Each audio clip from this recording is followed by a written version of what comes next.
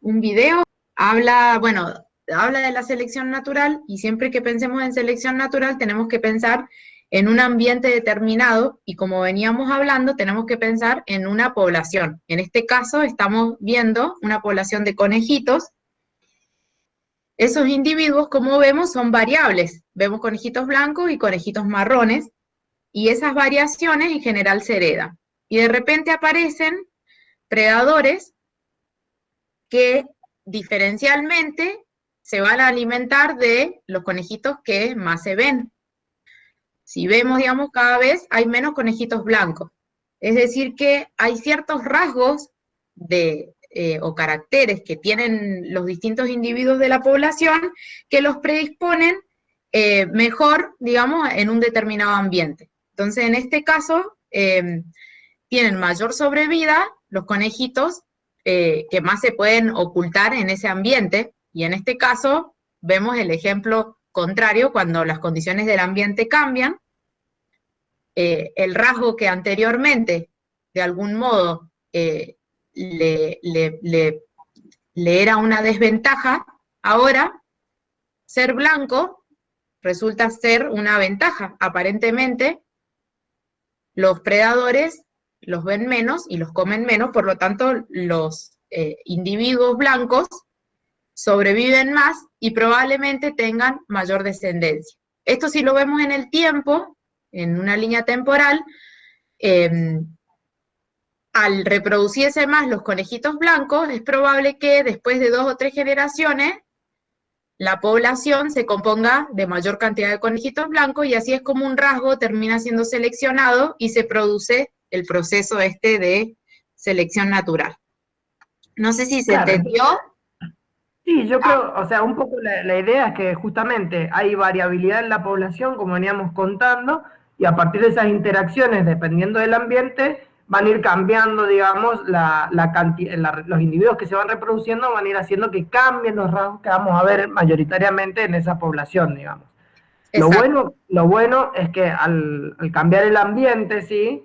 De esas nuevas interacciones, lo que hoy en día puede ser el rasgo prioritario o mayoritario en la población, puede Uh-huh. pasar a ser el rasgo minoritario dentro de un par de generaciones.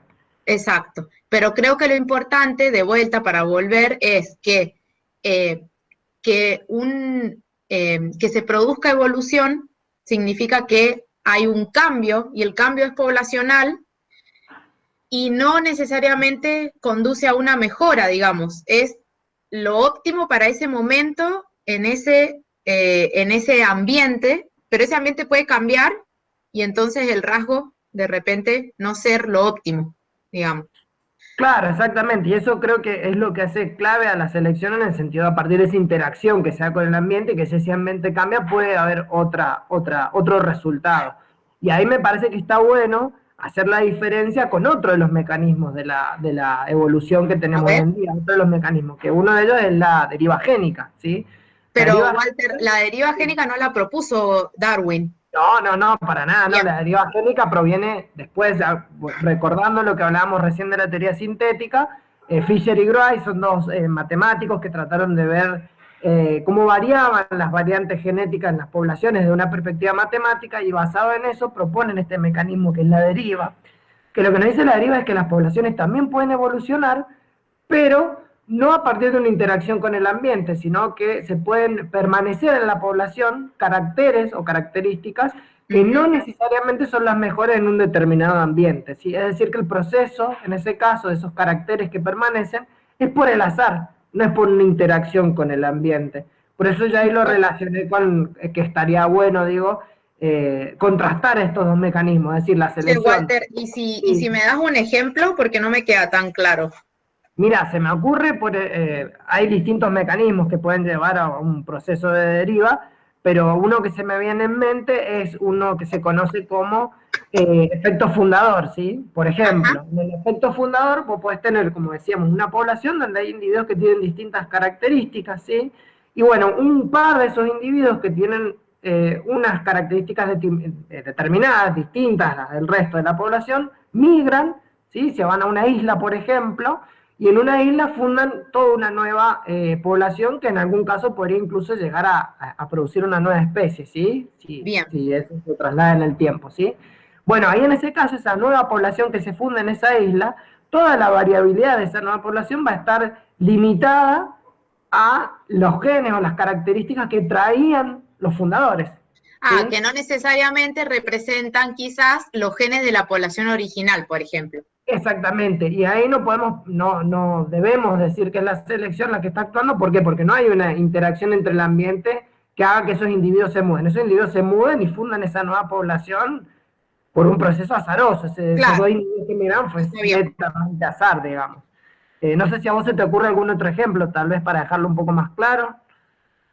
Yo creo que otros ejemplos de deriva también suelen ser estos que le llaman cuellos de botella, que es por alguna cuestión, bueno, lo suelen como relacionar con algo catastrófico, pero puede llegar a no ser catastrófico, pero bueno, uno se le queda más el ejemplo con algo catastrófico, por ejemplo, en una población con determinada variabilidad sucede algo azaroso, no sé, se cayó una roca en una gigante en una población de roedores y mató al 80% de la población y el resto que queda, bueno, son aquellos que llevan alelos, bueno, perdón, variantes genéticas que no necesariamente representaban todo ese pool poblacional y eso es azar y entonces eso se terminan reproduciendo entre sí y quizás las frecuencias de ciertos caracteres varían en el tiempo y se produce Claro, evolución. Digamos, es como un exactamente. ejemplo como el que vos decís, porque es azar lo que lo produce, en esto lo diferencia con la selección natural, pero bueno, hay como que se pueden pensar en distintas situaciones. Exactamente, sí, sí, sí, sí, tal Pero cual. bueno, igual ejemplo que vos diste, esto de las migraciones, también me recordó, hay otro mecanismo evolutivo que se llama flujo génico o migraciones, porque justamente se trata un poco de esto, de cómo ciertas especies, incluso nuestra especie, nos movemos y migramos de un lugar a otro y encontramos otros individuos de la misma especie, pero en otro lugar, que probablemente porten otras variables genéticas y al producirse la reproducción, con el tiempo puede ser que se produzca algún cambio heredable y eso se traduce como evolución. ¿Está bien? Entonces ese sería otro mecanismo que podemos incorporar en esta lista. O sea que a mí, se justo que nombraste nuestra especie, se me ocurrió un ejemplo, en nuestra especie en particular, que es un caso particular en el que, de la anemia falciforme, no sé si lo conoces, que es una Ah, enfermedad sí, en la ajá, que los glóbulos rojos se deforman a partir de una mutación y por lo tanto las personas que tienen esa enfermedad no pueden transportar bien el oxígeno, ¿sí? Bueno, lo que se ha visto es que en las personas que tienen dos variantes genéticas distintas, es decir, un gen, del papá, por ejemplo, ujú, que no tiene la enfermedad y el de la mamá que sí tiene la enfermedad, van a tener la mitad de sus glóbulos rojos normales y la mitad enfermos, ¿sí? Esas bien, personas en África, aquellas personas, que es donde hay malaria actualmente, aquellas personas que tengan esas características en un lugar donde haya la malaria, ¿sí? En un ambiente donde haya malaria, la selección va a estar actuando ahí y va a hacer que esos individuos tengan una cierta ventaja y transmitan el gen de la malaria a sus descendientes. Pero bien. ¿qué es lo que ha pasado? ¿Qué es lo que se ha observado hoy en día? Es que de repente esas variantes se encuentran en otras poblaciones distintas a la población africana, por ejemplo, y la explicación es esta que estás dando vos, la del flujo génico, ¿sí? Es decir, individuos que tenían esa característica migraron, ¿sí? A otra Ajá, parte, a otra población donde no estaba, y de repente esa característica migraron, se reprodujeron, ¿sí? Con ujú. otros individuos, y la descendencia tiene esas características, en un lugar donde no está la malaria, ¿sí? Claro, a mí Entonces, me parece de esto también interesante que por ahí uno cuando estudia cualquier cosa, digamos, la termina compartimentalizando y dividiendo, por ejemplo, ahora, mecanismos evolutivos. Entonces los podemos hacer una lista, pero la realidad es que después, cuando uno estudia algo o quiere interpretar algo, muchas veces los mecanismos están entrelazados y todos actúan a la vez y en conjunto en una población. Entonces están buenos estos ejemplos donde nos permite ver que no es todo tan claro que un exactamente. mecanismo u otro. Todos interpretamos, entendemos en este marco de la teoría evolutiva que los mecanismos están actuando, ya sean aquellos al azar o no al azar, en conjunto, digamos. Pero bueno, la idea poblacional siempre está. ¿no? Totalmente, lo que más claro tiene que quedar es la idea poblacional, exactamente, y esto que sí es re importante, que los mecanismos están ocurriendo a la vez, interaccionando entre sí en distintos momentos, digamos. Exacto. Y eso, Y el eso está ambiente también cambia, más allá de lo que les pase a los distintos individuos de la población. exactamente. Bien. Bien.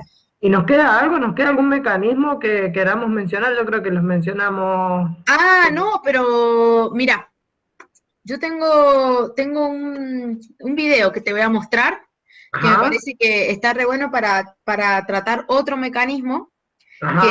es el de las mutaciones, que es súper Ah, importante. Te voy tenés a razón. mostrar, está re bueno el video.